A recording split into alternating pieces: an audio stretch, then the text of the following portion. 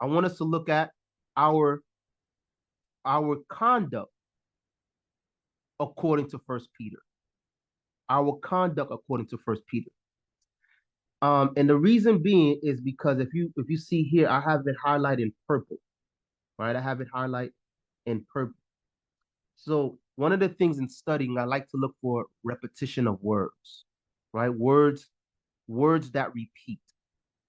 And I see, okay, conduct, conduct, conduct, right? So Peter wants to teach us something about our conduct.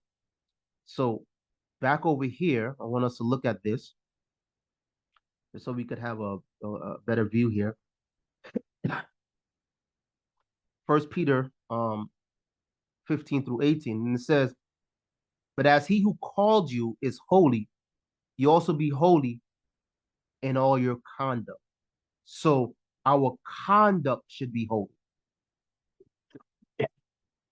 The way we behave should be holy, should be distinct, should be different from the world, right? Because it is written, be holy, for I am. And if you call on the Father, who without partiality judges according to each one's work, conduct yourselves um, through the time of your stay here in fear.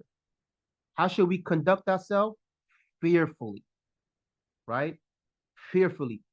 In other words, we should live our lives with the fear of God.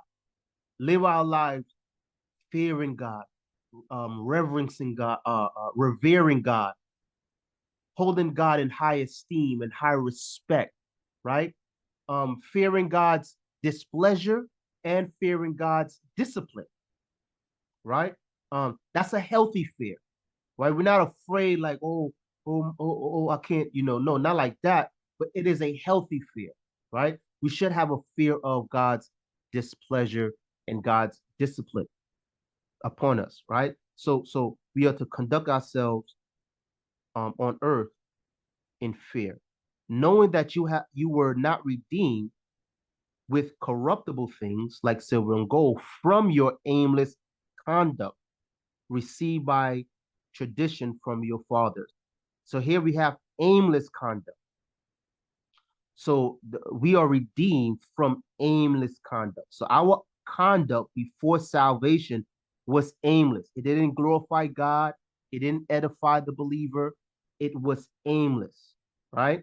Um, this lifestyle, either it was in, whether it's inherited by Adam, the sinful nature, by our parents, our ancestors, whatever it was aimless, right? It was aimless. And so we need to be redeemed from that conduct, that lifestyle of sin, that lifestyle of wickedness. So we have holy conduct, fearful conduct, aimless conduct, right? So there we go with conduct.